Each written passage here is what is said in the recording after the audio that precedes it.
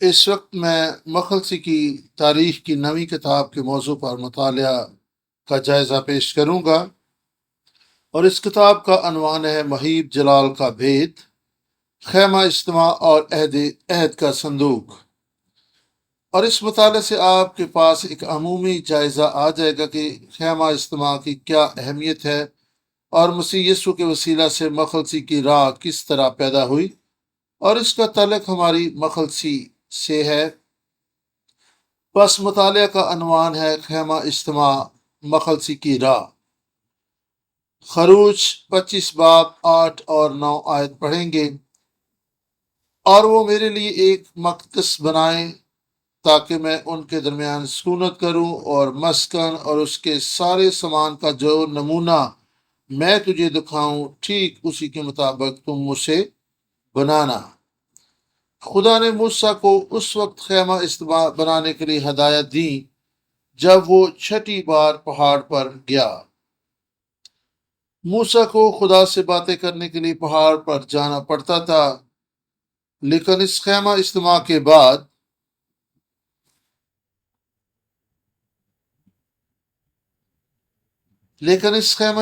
بعد خدا اپنے لوگوں کے درمیان اتر آیا، ان سے ملاقات کی، ان سے باتیں بھی کی۔ بس خدا نے کہا میں نیچے اتر آؤں گا، لیکن میں چاہتا ہوں کہ میرے لیے خیمہ اجتماع بنایا جائے، یعنی میرے رہنے کی جگہ ہو۔ خدا نے انہیں اپنے لیے ایک مقدس بنانے کے لیے کہا۔ مقدس کے لیے عبرانی لفظ مقدش ہے۔ قادش اور قدوش کا معنی ہے پاک یا پاکیزگی، تاکہ خدا سکونت پذیر ہو سکے۔ خدا نیچے آ کر ان کے درمیان رہ سکتا تھا۔ خیمہ اجتماع کے لیے عبرانی لفظ مشکن ہے۔ شاکن کا معنی ہے خیمہ لگانا، مقیم ہونے کے لیے، رہائش پذیر ہونا۔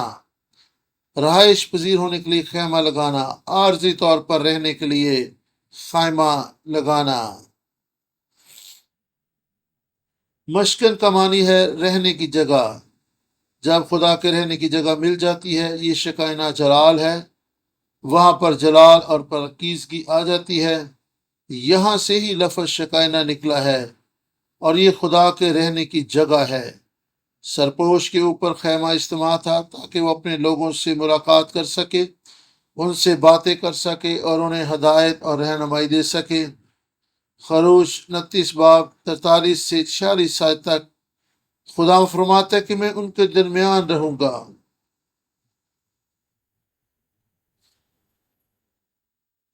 اس کے لیے انہیں مقدس کر، اس جگہ کو پاک کر، یعنی ایک جگہ بنا کر اس کی تقدیس کر، یہ میرے رہنے کی جگہ ہو تاکہ میں ان کے درمیان آ کر رہوں۔ یہ بڑی اہم بات ہے، کیونکہ اس وقت تک یعنی زوال آدم سے لے کر بنی نوع انسان خدا کی حضوری میں آنے کے قابل نہ تھے، اور آدم اور حوا کو باغ عدن سے نکال دیا گیا۔ زوال سے پہلے تو وہ خدا کے ساتھ رہتے تھے، خدا کے ساتھ رفاقت رکھتے تھے اور اس کے ساتھ گفت و شنید کرتے تھے، لیکن زوال کے بعد وہ خدا کی حضوری میں نہ جا سکے۔ لیکن یہاں خدا فرماتا ہے کہ میں ان کے درمیان آ کر رہوں گا، میں ان سے باتیں کروں گا۔ میری دعا ہے خدا ہمارے درمیان رہے۔ یہ مسیح کی آمد کا عکس ہے۔ جب یسوع مسیح آ کر اپنے لوگوں کے درمیان رہا اور ان سے کلام کیا، خدا نے یہ بھی کہا کہ جو نقشہ اور ہدایات تجھے دی گئی ہیں اس کے مطابق ہی بنانا، یعنی اسے خاص شکل و صورت دینا۔ اس کا مفہوم یہ کہ وہ خدا کی بادشاہی میں موجود خاکے کے مطابق بنانا چاہیے۔ اس سے پتہ چلتا کہ کس طرح خدا یسوع مسیح آسمان سے زمین پر آئے گا، اور یہ کہ آسمان پر کیسا ماحول اور منظر ہوگا۔ بس یہ آسمان پر حقیقی ہیکل کا نمونہ ہے۔ یہ مخلصی کے طریق خدا کے کام کا بار بار دہرایا جانا ہے۔ بائبل مقدس حتیٰ کہ مخلصی کے تاریخ میں خدا اپنے لوگوں کو بلا کر انہیں عہد کے وعدے بخشتا ہے جو کہ مسیح کی آمد کے تعلق سے ہیں۔ مخلصی کے تاریخ میں ایک مشترک چیز یہ کہ خدا اپنے لوگوں کو کچھ بنانے کے لیے کہتا ہے۔ مثال کے طور پر نوح کو کشتی بنانے کے لیے کہا گیا، موسیٰ کو خیمہ اجتماع بنانے کے لیے کہا گیا، داؤد اور سلیمان کو بھی خدا نے یروشلم میں ہیکل بنانے کے لیے کہا۔ آنے والے مسیح کے نمونہ کے طور پر یہی چیز مرکزی حیثیت کی حامل ہے۔ یہ خدا کی حضوری اور مخلصی کی تاریخ اور عدالت کا مرکز و محور ہے۔ جس طرح نوح کی کشتی یہ ایک مرکز بن گئی جس پر خدا نے اپنے لوگ کو عدالت سے بچا لیا، پس خدا موسیٰ سے یہ کہہ رہا ہے کہ وہ دکھائے گے نمونے کے مطابق خیمہ اجتماع کھڑا کرے۔ اور یہ نمونہ کیا ہے؟ حقیقی نمونہ کیا ہے؟ یہ یسوع ہے جو آ کر یہ کہتا ہے کہ وہ اس ہیکل کو گرا دیں، میں 3 دن میں سے دوبارہ کھڑی کر دوں گا۔ یوحنا 2:19 نئے عہد نامہ میں سے یوحنا رسول کی معرفت لکھی گئی انجیل، یوحنا 2:19 میں یہ حوالہ آپ کو ملے گا۔ بعضدہ شاگردوں کو یہ احساس ہوا کہ اس نے یہ بات اپنے بدن کے بارے میں کہی تھی۔ یسوع اصل ہیکل ہے اور یہ خیمہ اجتماع یہی وہ نمونے تھے جو آنے والے مسیح کی عکاسی کرتے تھے تو وہ کیسا ہوگا۔ پس آج ہم ہیکل کے بارے میں سوچ و بچار کرنے والے ہیں۔ جیسا کہ میں نے پہلے بیان کیا کہ خیمہ اجتماع باغ عدن کی بحالی کا نمونہ ہے، اس لیے اس کا کھوج باغ عدن ہی تک جاتا ہے۔ یہ سوختنی قربانی کا مذبح ہے، پھر ہاتھ پاؤں دھونے کا برتن، پاک مقام اور پھر پاک ترین مقام۔ لیکن جب انسان نے گناہ کر لیا تو اسے خدا کی حضوری سے باہر نکال دیا گیا، اور خدا نے پیدائش 3 باب میں کروبیوں کو مقرر کر دیا۔ اس کے بعد آدم اور ہوا کو وہاں سے نکال دیا گیا۔ پیدائش 4 باب آدم کی نسل قائن اور حابل سے کہا گیا کہ وہ قربانی اور ہدیہ جات خدا کے حضور لے کر آئیں، لیکن قائن کے معاملہ میں وہ تو خدا کے حضور مقبول ہدیہ گزرانے میں ناکام ہوا اور خدا کی حضوری سے دور چلا گیا۔ یہی زوال کی راہ ہے کہ لوگ خدا کی حضوری سے نکل جائیں۔ وہ لوگ جو خدا کی حضوری سے باہر نکل جاتے ہیں انہیں واپس آنے کی ضرورت ہے کہ وہ پاک مقام میں اپنی تقدیس کے ساتھ آئیں۔ انہیں واپس آنے کی ضرورت ہے۔ ہمیں پاک مقام میں آنے کی ضرورت ہے۔ ہمیں خدا کی حضوری میں آنے کی ضرورت ہے۔ خدا کے خیمہ اجتماع کی طرف لوٹنا۔ خدا ہمیں واپسی کی راہ دکھا رہا ہے۔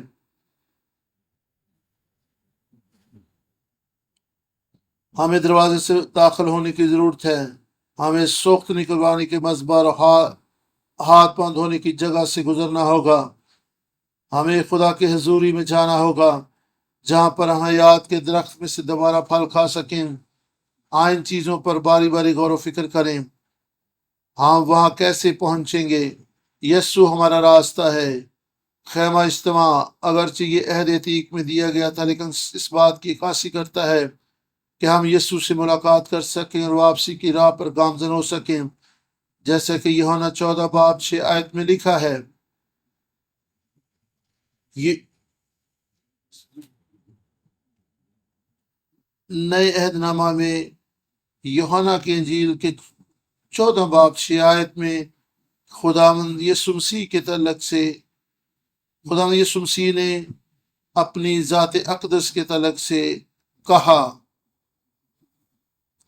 اپنی ذات اقدس کے بارے میں اس نے کہا کہ راہ، حق اور زندگی میں ہوں۔ ہمیں واپس آنے کے لیے یوحنا کہ انجیل کے مطابق یوحنا 14:6 کے مطابق ہمیں اس راہ کو اختیار کرنا ہوگا جو زندگی کی طرف جاتی ہے، اور وہ راستہ یسوع ہے۔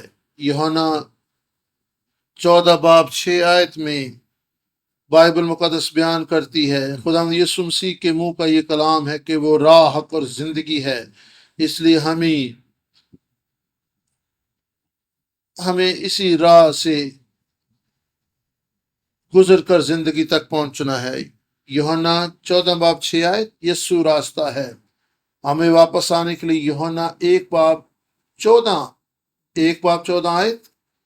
کلام مجسم ہوا اور ہمارے درمیان رہا، اور ہم نے اس کا ایسا جلال دیکھا جیسا کہ باپ کے اکلوتے کا جلال، جو فضل اور سچائی سے ممور ہے۔ لکھا کلام مجسم ہوا اور ہمارے درمیان رہا۔ رہنے کے لیے یونانی لفظ سکے ناؤ ہے، جو کہ لفظ شاکن سے محفوظ ہے، اور اس کا معنی ہے خیمہ لگانا۔ پس کلام مجسم ہوا اور ہمارے درمیان رہا۔ اس کا خیمہ آدمیوں کے درمیان یسوع شروع ہوئی سی خیمہ اجتماع کی عکاسی کر رہا ہے، جو ہمارے پاس آسمان سے اترا، اور اس نے ہمارے درمیان خیمہ لگایا۔ خیمہ اجتماع جلال اور سچائی ہے۔ یوحنا 11 باب 29 آیت۔ جب یوحنا بپتسمہ دینے والے نے یسوع کو دیکھا تو اس بات کا اقرار کیا، دیکھو خدا کا برا جو جہان کے گناہ اٹھا لیے جاتا ہے۔ یسوع ہی یوحنا 1 باب 29 آیت کے مطابق وہ برا ہے جو اس دنیا کے گناہ اٹھا لے گیا۔ دیکھو خدا کا برا جو جہان کے گناہ اٹھا لیے جاتا ہے۔ قربانی میں جو چیز گزرانی جاتی ہے وہ ہے برا، اور وہ بیان کرتا کہ یسوع برا کے طور پر آیا، بعد ازاں اسے ہیکل کے طور پر بیان کیا گیا۔ یوحنا 2 باب 19 سے 21 آیت۔ یوحنا 2 باب 19 سے 21 اور حتیٰ کے سردار کہیں جو ہماری طرف سے قربانی گزرانتا ہے۔ عبرانی 9 باب 11 سے 14 آیت۔ آئیں پھاٹک اور دروازے کے بارے غور کریں۔ خدا کے قریب آنے کے لیے پہلی چیز جو ہمیں کرنی ہے وہ یہ کہ ہم پھاٹک دروازے سے گزریں۔ خیمہ اجتماع میں 3 دروازے ہیں۔ صحن کا دروازہ، خیمہ اجتماع کا دروازہ، مقدس سے پاک مقام داخلے کا دروازہ، اور پھر پاک ترین مقام کا پردہ۔ ہمیں ان 3 دروازوں سے گرنا ہے۔ زبور 118 اور 19 سے 20 آیت تک۔ صداقت کے پھاٹکوں کو میرے لیے کھول دو، میں ان سے داخل ہو کر خدا کا شکر کروں گا۔ خداوند کا پھاٹک یہی ہے، صادق اس سے داخل ہوں گے۔ میں اور آپ اس دروازے سے داخل ہونے کے قابل ہو سکیں۔ کیسے؟ یسایہ 26 باب اور 1 اور 2 آیت۔ اس وقت یہودا کے ملک میں یہ گیت گایا جائے گا، ہمارا ایک محکم شہر ہے جس کے فصیل اور پشتوں کی جگہ وہ نجات کو مقرر کرے گا، راست کار ہی اس میں سے گزر سکیں گے۔ نئے عہد نامہ میں متی 7 باب 13 سے 14 آیت تک۔ تنگ دروازہ سے داخل ہو، کیونکہ وہ راستہ جو ہلاکت کی طرف جاتا ہے کشادہ ہے، اور اس میں سے گزرنے والے بہت سے ہیں، لیکن زندگی کی راہ کی طرف جانے والا دروازہ تنگ ہے اور اس کے پانے والے تھوڑے ہیں۔ اور وہ کون ہیں؟ ہماری اپنی کوئی راستہ بازی نہیں ہے۔ یہ وہ لوگ ہیں جو مسیح یسوع سے ایمان کے وسیلہ توبہ کرنے سے راستہ بازی کی بخشش مفت پاتے ہیں۔ بس یسوع ہمارا دروازہ ہے، ہمیں اس میں سے داخل ہونا ہے۔ ہم یسوع کے پاس آتے ہیں۔ یسوع نے کہا کہ وہ نجات کا دروازہ ہے۔ اعمال 4 باب 12 آیت۔ آسمان کے تلے زمین کے اوپر کوئی دوسرا نام نہیں بخشا گیا۔ اعمال 4 باب 12 آیت۔ آسمان کے تلے زمین کے اوپر کوئی دوسرا نام نہیں بخشا گیا جس کے وسیلہ سے ہم نجات پائیں۔ اور پھر عبرانیوں 10 باب 19 سے 20 آیت تک۔ بس آئے بھائی، چونکہ ہمیں یسوع کے خون کے سبب سے اس نئی اور زندہ راہ سے پاک مقام میں داخل ہونے کی دلیری ہے جو اس نے پردہ یعنی اپنے جسم میں سے ہو کر ہمارے واسطے مخصوص کی ہے۔ ایک ہی ہے جو ہمارے لیے دروازہ کھولتا ہے۔ یسوع نے کہا میں دروازہ ہوں۔ یوحنا 10 باب 9 آیت۔ دروازہ میں ہوں، اگر کوئی مجھ سے داخل ہو تو نجات پائے گا اور اندر اب باہر آیا جایا کرے گا اور چارہ پائے گا۔ یوحنا 14 باب 6 آیت۔ یسوع نے سے کہا راہ حق اور زندگی میں ہوں، جس کا میں نے پہلے بھی بیان کیا، کوئی میرا وسیلہ کے بغیر باپ کے پاس نہیں آتا۔ دوسری بات، ان سب باتوں سب کے لیے یسوع دروازہ ہے۔ یسوع ان سب کے لیے دروازہ ہے جو اس پر ایمان لاتے ہیں۔ یسوع ایمان لانے والوں کے لیے دروازہ کھول دیتا ہے۔ یہاں 3 باب 16 آیت میں خدا نے دنیا سے ایسی محبت رکھی کہ اس نے اپنا اکلوتا بیٹا بخش دیا تاکہ جو کوئی اس پر ایمان لائے ہلاک نہ ہو بلکہ ہمیشہ کی زندگی پائیں۔ یہ ہے خدا کی محبت کہ اس نے اپنے اکلوتے بیٹے کو قربان کر دیا۔ پاک ترین مقام میں حیات کا درخت ہے جہاں سے لوگ اپنی زندگی کا وعدہ حاصل کرتے ہیں۔ نئے عہد نامہ میں سے رومیو 10 باب 13 آیت، کیونکہ جو کوئی خدا ان کا نام لے گا نجات پائے گا۔ میری دعا ہے کہ میں اور آپ یسوع مسیح کے وسیلہ سے داخل ہوں۔ ہم یسوع پر ایمان کا اقرار کریں کہ اس کے وسیلہ سے ہم داخل ہو سکتے ہیں۔ خیمہ کے باہر جنگلی جانور بھیڑیے وغیرہ بھی تھے، تپتا صحرا بیابان، جھلسا دینے والی گرمی تھی۔ آئیں مسیح یسوع پر اپنے ایمان کا اقرار کریں اور اس پاک ترین مقام میں داخل ہو جائیں جس کی راہ خدا یسوع مسیح نے فراہم کر دی ہے۔ متی 23 باب اور اس کی 13 آیت، آئے ریاکار فقیر فریسی تم پر افسوس کہ آسمان کی بادشاہی کیوں لوگوں پر بند کرتے، کیونکہ نہ تو آپ داخل ہوتے ہو اور نہ ہی داخل ہونے والوں کو داخل ہونے دیتے ہو۔ اس کے بعد سوختنی قربانی کا مذبح، دوسرا مقام جہاں پر سوختنی قربانی جلائی جاتی تھی۔ لازم ہے کہ ہم اس میں بھی داخل ہوں۔ خروج 27 باب 1 آیت، اور تو کیکر کی لکڑی کی قربان گاہ 5 ہاتھ لمبی اور 5 ہاتھ چوڑی بنانا، وہ قربان گاہ چوکھنٹی اور اس کی اونچائی 3 ہاتھ ہو۔ سوختنی قربانی کا یہ مذبح مسیح کی صلیب کو بیان کرتا ہے۔ ایسا کیوں ہے؟ مصلوبیت رومی افسران نے کسی شخص کو ہلاک کرنے کے لیے مقرر کی تھی۔ بدترین مجرموں کو اس پر ہلاک کیا جاتا تھا۔ یہ بنی نوع انسان کو سزا دینے کا ایک ظالمانہ طریقہ تھا۔ یہ انتہائی تکلیف دینے کے لیے تھا تاکہ مجرم زیادہ دیر تک دکھ اٹھائے اور پھر مر جائے۔ یسوع اسی دن مر گیا تھا، لیکن بالعموم لوگ صلیب پر لٹکائے جاتے اور وہ جلدی نہیں مر جاتے تھے۔ وہ دکھ اٹھاتے اور کم از کم 3 دن یا ہفتہ بھر اور حتیٰ کہ 2 ہفتے تک صلیب کا کرب اٹھاتے۔ صلیب کے نیچے ایک جگہ ہوتی تھی جہاں کسی شخص کو صلیب دیا جاتا تھا۔ مجرم اپنا پاؤں اس پر رکھ سکتا تھا، کیونکہ جب اسے صلیب پر لٹکایا جاتا تھا تو اس کا دم گھٹ رہا ہوتا تھا، کیونکہ اس کا سارا جسم تو نیچے کی طرف لٹکا ہوتا تھا۔ ہنسلی کی ہڈی باہر کو نکل آتی تھی اور اس وجہ سے اس کا دم گھٹنا شروع ہو جاتا تھا۔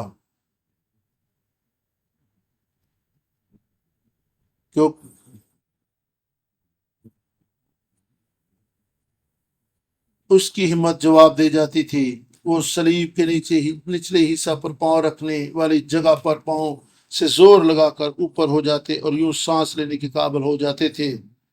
اور چونکہ وہ کمزور ہو چکے ہوتے تھے، وہ بار بار یہ عمل دہراتے تھے تاکہ وہ سانس لیں اور مر نہ جائیں۔ ان کا دم نہ گھٹے۔ اوپر سے سورج بھی اپنی آب و تاب کے ساتھ چمک رہا ہوتا تھا۔ گرمی سے ان کا بدن جلتا تھا۔ یہ گرمی اندرونی اعضاء پر بھی اثر انداز ہوتی تھی، ایسا کہ ان کا اندر باہر سبھی ابلنے لگتا تھا۔ انہیں پانی بھی نہیں دیا جاتا تھا، وہ پیاس سے مر رہے ہوتے تھے۔ یہ گویا سوختنی قربانی ہوتی تھی جو عہد عتیق میں گزرانی جاتی تھی۔ قربانی کے مذبح پر جانور ذبح کر کے پیش کیا جاتا تھا اور خون نچوڑ لیا جاتا تھا اور جانور کا سر قلم کر دیا جاتا تھا۔ اس کے جسم کے چاروں اعضاء الگ کر دیے جاتے تھے، معدہ کھول دیا جاتا تھا اور اس میں سے انتڑیاں اور گوبر نکال کر انہیں بھسم کر دیا جاتا تھا، وغیرہ وغیرہ۔ صلیب پر مسیح یسوع کے سر پر کانٹوں کا تاج رکھا گیا، اس کے دونوں ہاتھوں اور پاؤں پر کیل ٹھونکے گئے۔ مسیح یسوع کا پہلو بھی نیزے سے چھیدا گیا اور اس کا خون صلیب پر بہہ گیا۔ بس کہنے کا یہ مقصد ہے کہ مصلوبیت سوختنی قربانی کی طرح ہوتی تھی۔ یسوع کو صلیب پر مرنا پڑا۔ بعض جانوروں کو سوختنی قربانی کے لیے عہد عتیق میں سوختنی قربانی کے لیے اپنی جان دینا پڑتی تھی تاکہ کفارہ دیا جائے، لیکن یسوع نے کہا، میرے پاس آؤ، میں دروازہ ہوں، مجھ پر ایمان لاؤ، میں اپنی مصلوبیت کے وسیلہ سے کفارہ دوں گا۔ یہی یسوع نے ہمیں مہیا کیا ہے، اور پھر اس کے بعد ہمیں اس مقام تک آنا ہے جہاں پر کاہن اپنے ہاتھ اور پاؤں دھوتے ہیں۔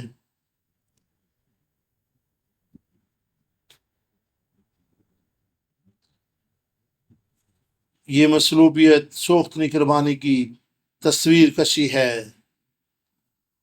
خداوند نے اپنا آپ قربان کر کے ہمارے لیے راہ کھولی ہے، یسوع نے ہمارے لیے راہ مہیا کی ہے۔ یہ گناہوں کا کفارہ تھا جو یسوع نے دیا، اسی لیے تو یسوع نے کہا کہ میرے پاس آؤ، میں دروازہ ہوں۔ اب آپ کو کوئی قربانی دینے کی ضرورت نہیں، قربانی دی جا چکی ہے۔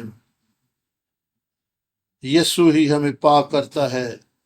خروج 30 باب 18 سے 21 آیت، اس میں پانی بھر دینا، آہرون اس کے بیٹے اپنے ہاتھ پاؤں اس سے دھویا کریں، خیمہ اجتماع میں داخل ہوتے وقت پانی سے دھو لیا کریں، تاکہ ہلاک نہ ہو، یا جب وہ قربان گاہ کے نزدیک خدمت کے واسطے یعنی خداوند کے لیے سوختنی قربانی چڑھانے کو آئیں تو اپنے اپنے ہاتھ پاؤں دھو لیں تاکہ مار نہ جائیں۔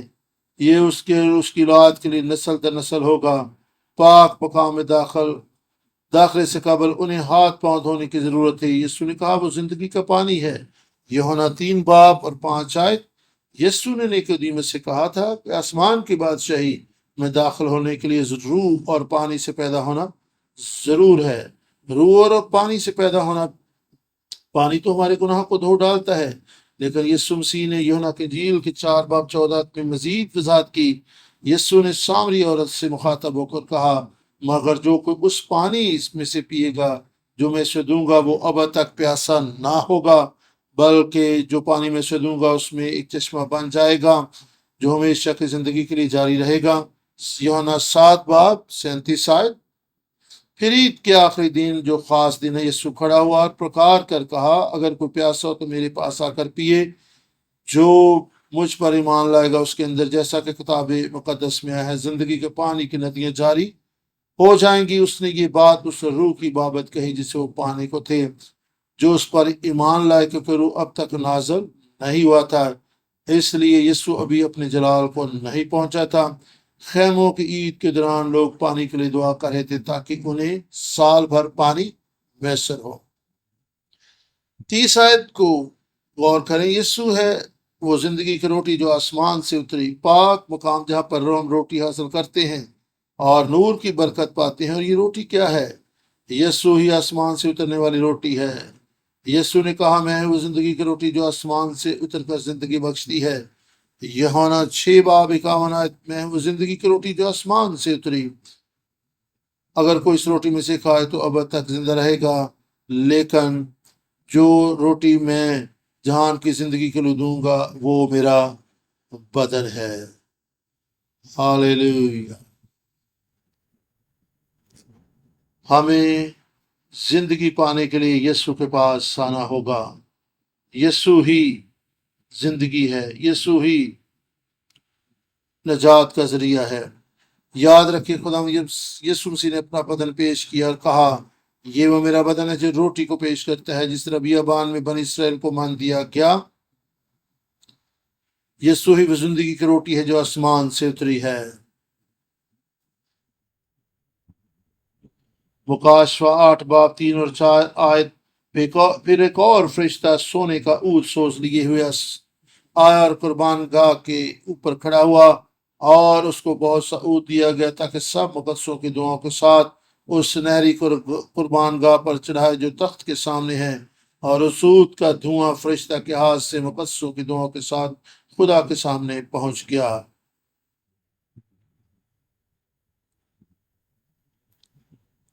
کلام ہی وہ نور ہے جو ہمیں دیا گیا ہے۔ ابتدا میں کلام تھا اور کلام خدا کے ساتھ تھا۔ یہ ہماری زندگی میں ایک جاری رہنے والا عمل ہے۔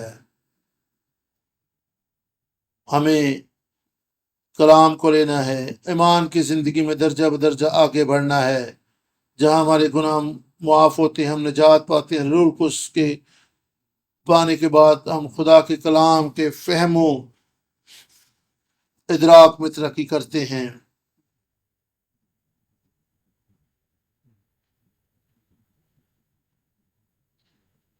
ہمیں پاک ترین مقام میں داخل ہونا ہے، لیکن پاک ترین مقام میں داخل ہونے سے پہلے بخور کی قربان گاہ بھی تھی، اور یہ ایمانداروں کی دعاؤں کو پیش کرتی ہے۔ اس کے بعد پردہ ہے، خروج 26 باب 33 آیت، اور پردہ کو گھنڈیوں کے نیچے لٹکانا اور شہادت کے صندوق کو وہیں پردہ کے اندر لے جانا۔ یسوع ہی آسمان سے اترنے والی روٹی ہے۔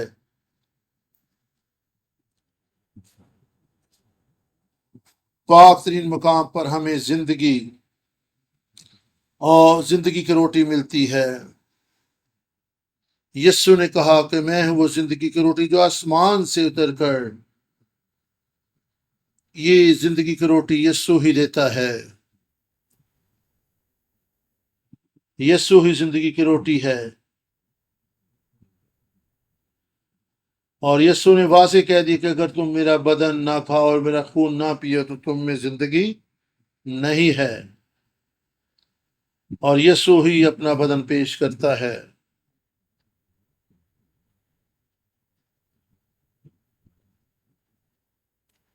یسوع نے آسمان سے اتر کر لوگوں کو زندگی بخشی، کیونکہ وہی ہے جو آسمان سے اتر کر زندگی بخشتا ہے۔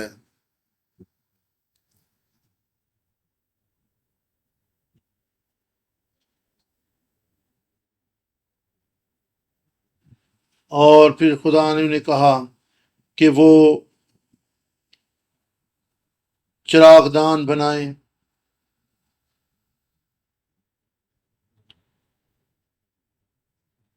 اور خدا نے انہیں کہا کہ وہ چراغ دان بنائیں۔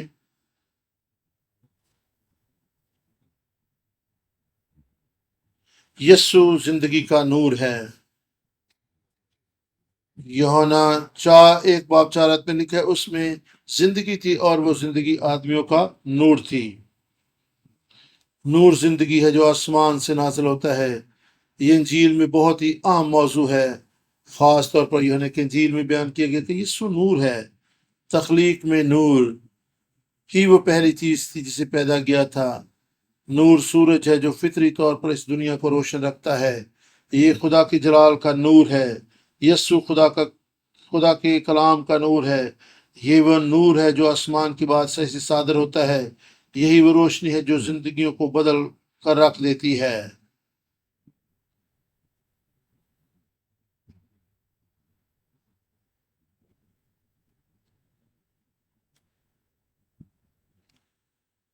یسوع نے کہا وہ دنیا کا نور ہے، جو اس کی پیروی کرے گا اندھیرے میں نہ رہے گا بلکہ زندگی کا نور پائے گا۔ جب تک میں اس دنیا میں ہوں میں دنیا کا نور ہوں۔ یسوع نے یوحنا 8 باب اور 9 آیت میں 9 باب میں بھی یہ بات کہی، اور پھر بخور کی قربان گاہ پاک مقام میں تھی۔ خدا نے بخور کی قربان گاہ بنانے کا بھی حکم دیا تھا، اور یہ کیکر کی لکڑی کی بنائی گئی۔ یہ قربان گاہ پردے کے سامنے عہد کے صندوق کے قریب تھی۔ یہی پر خدا موسیٰ سے ملاقات کرتا تھا۔ مکاشفہ 8 باب 3 اور 4 آیت۔ پھر ایک اور فرشتہ سونے کا عود سوز لیے ہوئے آیا اور قربان گاہ کے اوپر کھڑا ہوا، اور اس کو بہت سا عود سوز دیا گیا تاکہ سب مقدسوں کی دعاؤں کے ساتھ اس سنہری قربان گاہ پر چڑھائے جو تخت کے سامنے ہے، اور اس کا عود کا دھواں فرشتہ کے ہاتھ سے مقدسوں کی دعاؤں کے ساتھ خدا کے سامنے پہنچ گیا۔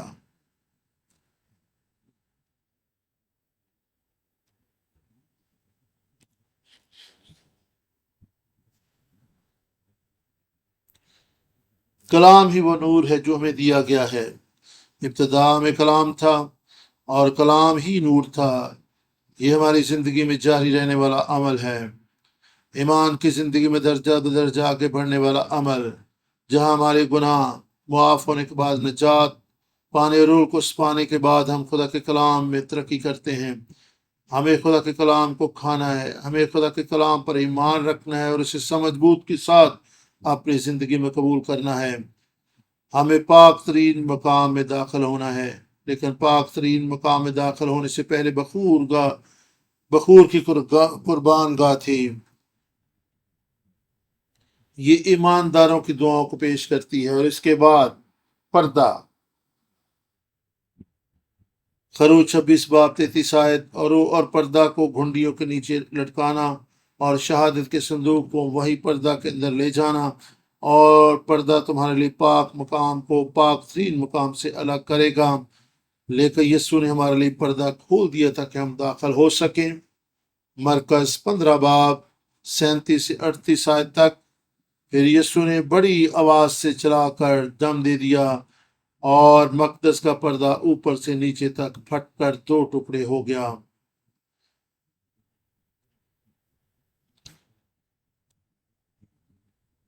عبرانیوں 4 باب 16 آیت۔ پس آؤ فضل کے تخت کے پاس دلیری سے چلیں تاکہ ہم پر رحم ہو اور وہ فضل حاصل کریں جو ضرورت کے وقت ہماری مدد کرے۔ ہم فضل کے تخت کے سامنے آنے کے قابل ہیں کیونکہ یسوع ہمارے لیے جان قربان کر چکا ہے۔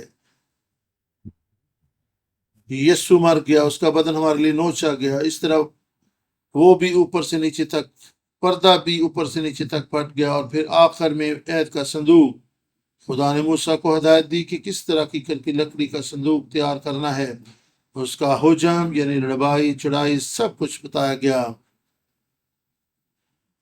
عبرانیوں 9 باب 4 آیت میں لکھا ہے، اس میں سونے کا عود سوز اور چاروں طرف سے سونے سے مڈا ہوا عہد کا صندوق تھا، اس میں من سے بھرا ہوا ایک سونے کا مرتبان اور پھولا پھلا ہارون کا سار عہد کی تختیاں تھیں۔ اول من رکھنے کے لیے سونے کا مرتبان، عہد کی 2 لوہیں یعنی 10 احکام، اور تیسری چیز ہارون کا پھلا پھولا عصا۔ یسوع ہی عہد کے صندوق کی تکمیل ہے، وہی خدا کی حضوری کی تکمیل ہے، وہی کفارے کا مرکز ہے، اور یہ 3 چیزیں یسوع زندگی کی روٹی ہے جو آسمان سے اتری، وہی حقیقی من ہے، وہی جو آسمان سے اتر کر زندگی دیتی ہے۔ یہ خداوند یسوع مسیح کے تجسم کے بارے میں کلام ہے۔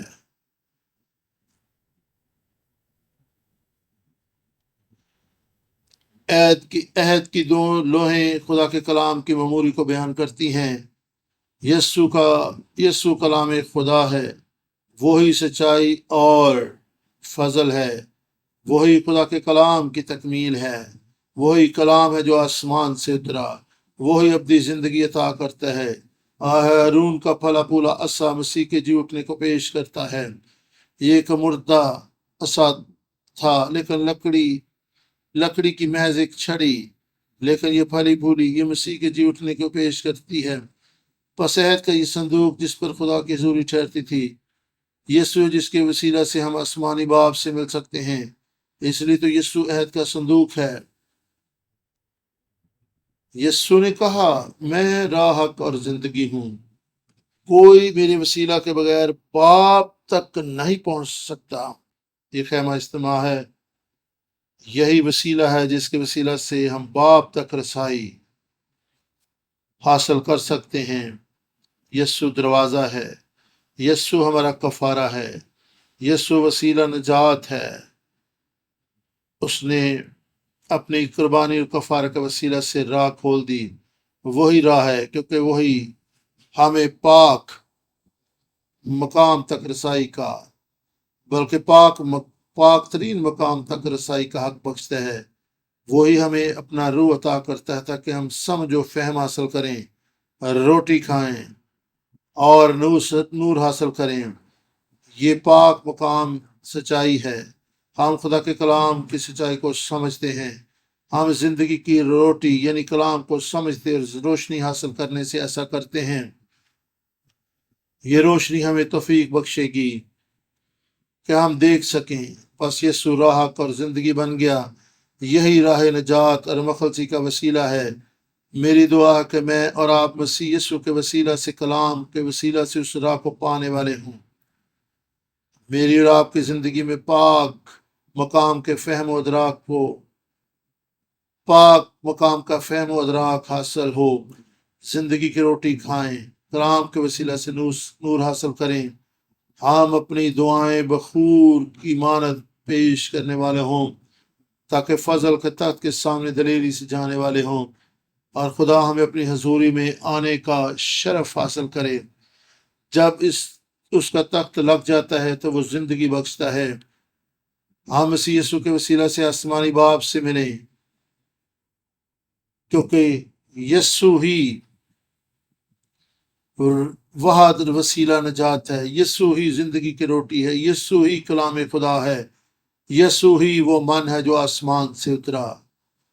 ہاللیلویہ۔ ہم اسی کے وسیلہ سے پاک ترین میں داخل ہو سکتے ہیں، کوئی اور دوسرا راستہ نہیں ہے۔ ہم اس روحانی روٹی کو کھائیں اور اب تک زندہ رہیں، ابدی نور حاصل رہیں اور ہمیشہ کے لیے تاریکی سے چھوٹ جائیں۔ یسوع کے وسیلہ ہی سے ہمیں اس کی خدا باپ کی حضوری میں جانے کا شرف حاصل ہوگا، کوئی اور وسیلہ نہیں ہے۔ ہاللیلویہ۔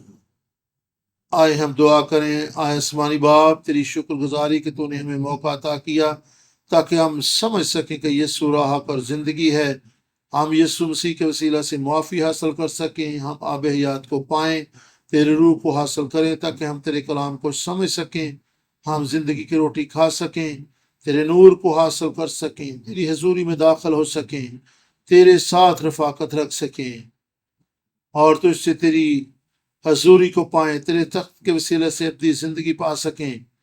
تیرا شکر تیرے فضل اور تیری رحمت کے لیے۔